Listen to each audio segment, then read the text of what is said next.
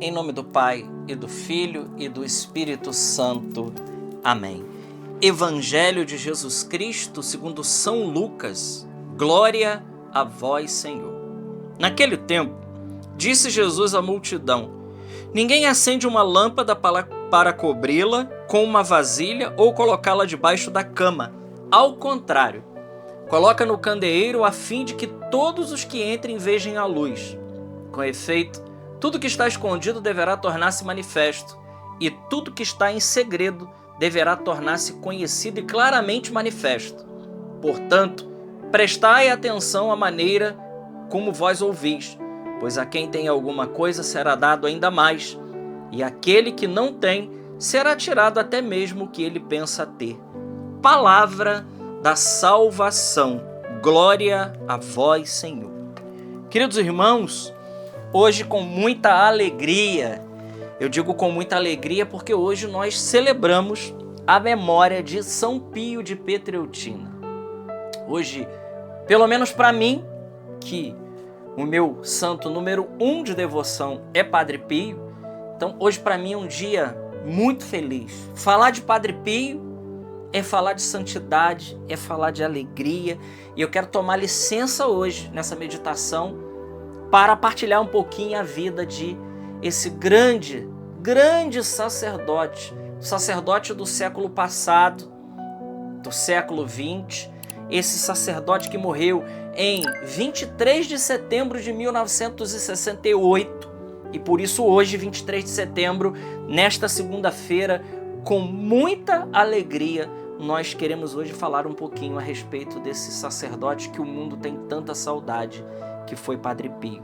Ele nasceu em 25 de maio de 1887 em Pietrelcina. O seu nome de batismo era Francesco Forgione. Esse era o nome dele, em homenagem ao grande São Francisco de Assis. Desde a primeira infância ele foi assíduo nas coisas de Deus. Ele era devotíssimo de Nossa Senhora. Aos 12 anos ele recebe a primeira comunhão e a confirmação, o crisma. Aos 15 anos ele ingressa no noviciado da Ordem dos Frades Menores Capuchinhos, adotando o nome de Frei Pio, e aos 20 anos proferiu os solenes votos.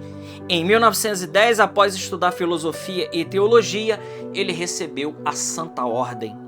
Os primeiros anos do sacerdócio do Padre Pio foram marcados por grandes problemas de saúde. Toda sorte de moléstia castigava o corpo e tentavam abater o ânimo do santo, obrigando a recolher-se à casa materna. Durante 6 anos, Pio conviveu com uma saúde instável, até em 1916 restabelecer-se, ser então enviado ao convento de São Giovanni Rotondo, onde viveu até o seu último dia. Então veja, Padre Pio era alguém que tinha uma saúde muito debilitada, né? E ele, nos primeiros anos do sacerdócio, ele teve que voltar, inclusive, para Pietrelcina, que tinha um ar melhor, para poder se recuperar. Ele tinha febres que dava 45, 46 graus, que rebentava os termômetros, e os médicos não conseguiam explicar isso. Até que ele vai a São Giovanni Rotondo, e de lá ele nunca sai mais. Há um fato na vida do Padre Pio, que quando ele olha para São Giovanni Rotondo, que ele chega lá em São Giovanni Rotondo, ele diz: eu nunca mais sairei daqui. E de fato, ele viveu lá toda sua vida, todo o seu apostolado. Padre Pio foi favorecido por Deus com dons extraordinários. Seus milagres demonstravam o Espírito e o poder de Deus, porém também excitavam inveja, claro, né? Suspeitas e calúnias. Imitador de Cristo nos sinais, prodígios e maravilhas, o sacerdote italiano também foi nas fraquezas, injúrias e necessidades. Conta-se que Padre Pio rogou a Deus que lhe permitisse suportar dores físicas e espirituais pela conversão dos pecadores e pelo refrigério das almas do purgatório. Olha o coração desse sacerdote, que pediu a Deus dores físicas e espirituais, mas com um propósito. Padre Pio não era sadomasoquista. Não, ele não era masoquista. Ele queria o sofrimento, ele queria se oferecer como vítima. Aquilo que todos os grandes santos fizeram. pela conversão dos pecadores, pelas almas do purgatório, e esse pedido de Deus foi concedido a Padre Pio, e ele pôde unir seus sofrimentos ao de Cristo crucificado. Como o sacerdote orasse, jejuasse e praticasse a esmola sem cessar, o inimigo não suportava as boas obras daquele servo de Deus e tentava corromper-lhe a fé. Pio combatia bravamente e, à prova das suas virtudes heróicas, comparava as almas, aquelas almas caras para Cristo. Preciosos eram os dons concedidos à fé e à oração do Padre Pio de Pietrelcina. Bilocação, que é estar em vários lugares ao mesmo tempo, em 2 lugares ao mesmo tempo, levitação, curas milagrosas, profecias, multidões eram atraídas ao convento de São Giovanni Rotondo, e Padre Pio a todos acolhia na administração da penitência. No confessionário, enquanto dirigia e absolvia os fiéis, conduzia a devoção à Santíssima Virgem e a oração do Rosário. Aqui eu quero destacar isso. Padre Pio rezava pelo menos de 8 a 10 rosários por dia. Ficava de 12 a 14 horas no confessionário. Era um homem de vida austera e de vida religiosa. Era alguém que via, Padre Pio, ele via Nossa Senhora. Ele via mesmo, não é como a gente vê uma imagem, não. Ele via, Nossa Senhora aparecia para ele. Ele conversava com seu anjo da guarda. Padre Pio tinha um relacionamento com seu anjo da guarda profundo. Então, ele vivia essa vida e recomendava sempre o rosário.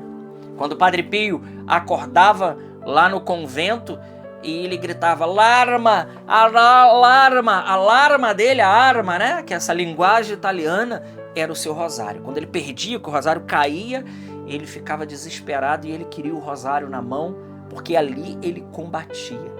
Padre Pio nos ensina uma grande devoção à Nossa Senhora como arma contra todas as forças espirituais do mal. Então, severo e assíduo no perdão sacramental, Padre Pio animou milhares de sacerdotes e leigos. Durante a Segunda Guerra Mundial, criou grupo de oração em desagravo às ofensas cometidas a Deus nos conflitos. Em 1956, foi fundada a Casa Sollievo della Sofrenza, ou seja, a Casa de Alívio e do Sofrimento. Um grande hospital, inclusive é considerado um dos hospitais mais importantes hoje da região. Um hospital que foi criado por Padre Pio. E aqui Padre Pio nos dá uma grande lição. Certa vez ele disse: não basta só rezar, é preciso construir um hospital. Padre Pio nos ensina com isso que não basta só rezar, embora ele fosse um homem de profunda oração, é preciso também agir. É preciso também fazer a caridade. E ele funda esse belo hospital porque ele falava que muitas pessoas chegariam feridas da guerra e a gente precisaria cuidar delas. Que coisa maravilhosa. Esse é um sacerdote, né? O hospital que prestava auxílio médico e espiritual a enfermos e desamparados. Em 23 de setembro de 1968, com o terço à mão e balbuciando suas últimas orações, Padre Pio pôde, enfim, unir-se perfeitamente àquele a quem dedicou toda a sua vida. Quando do seu falecimento, em grande a veneração popular em torno do santo, muitos compareceram ao seu funeral. Carol Wojtyla, que foi o Papa João Paulo II, ainda jovem sacerdote, foi ao interior da Itália confessar-se com aquele frei, cuja fama de santidade explorava os muros do convento. Décadas depois, já sentado na Cátedra de Pedro, com o nome de João Paulo II, elevou Padre Pio de Pietrelcina ao estatuto de santo em 16 de julho de 2002. Esse é Padre Pio de Pietrelcina, né? Um homem que foi dotado por Deus de muitos dons, de dons extraordinários, mas quando ele, entrevistado pelo jornalista, e perguntou após a sua morte como ele queria ser lembrado, Padre dos estigmas, o Padre dos milagres, ele disse simplesmente: eu quero ser lembrado como um frei que reza, como um padre que reza. Meu Deus, que extraordinário. Eu quero ser lembrado como um padre que reza. Esse é o coração de Padre Pio de Pietrelcina, que quando chega a São Giovanni Rotondo, encontra muita pobreza, encontra muita miséria, e com a caridade, unido à santidade, ele levanta aquele lugar, ele levanta aquelas almas. Ele que tinha o dom de ler os corações, né? As pessoas iam confessar com o Padre Pio e ele às vezes não dava absolvição e ele falava, você não vai falar aquele pecado? Então ele sabia o pecado antes do penitente falar o pecado. Esse é Padre Pio, imagina você ir confessar com um homem desse. Um homem de uma santidade que atraiu corações, muitos corações. Um homem que carregou 50 anos no seu corpo as marcas da paixão de Cristo.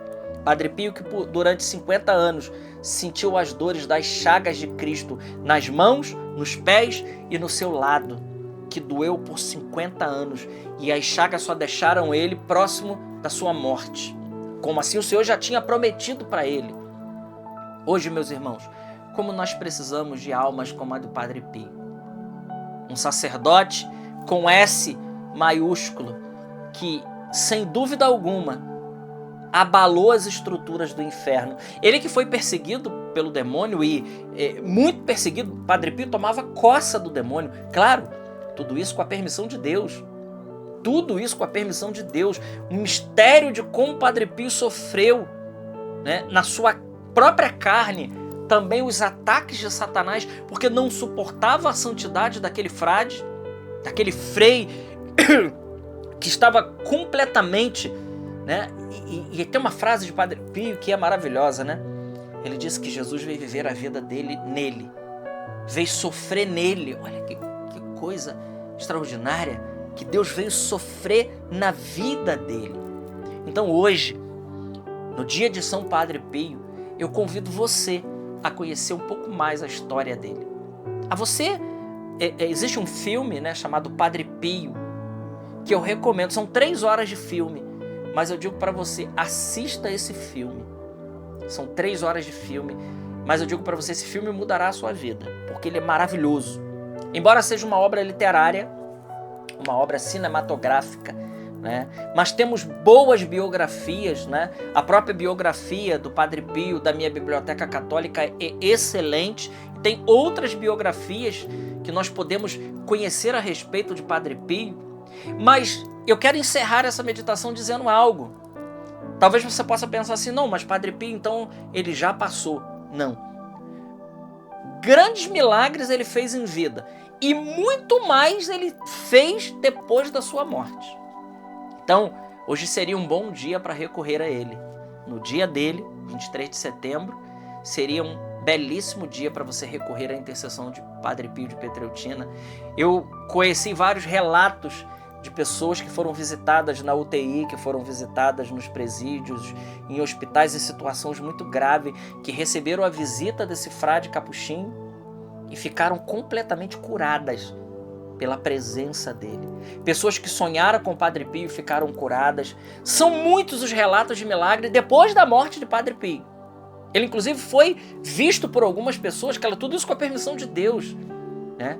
Então, Padre Pio, como ele mesmo disse, que ele faria um estrago muito maior depois da morte dele do que ele próprio em vida. Ele mesmo disse isso. Assim como Teresinha disse, né? Eu farei muito mais no céu do que aqui. Assim é Padre Pio. Então hoje, vamos pedir a intercessão dele, vamos confiar a nossa vida nas mãos desse grande sacerdote e que o mundo, sem dúvida alguma, tem muita saudade de Padre Pio. Glória ao Pai, ao Filho e ao Espírito Santo, como era no princípio, agora e sempre. Amém. Deus te abençoe.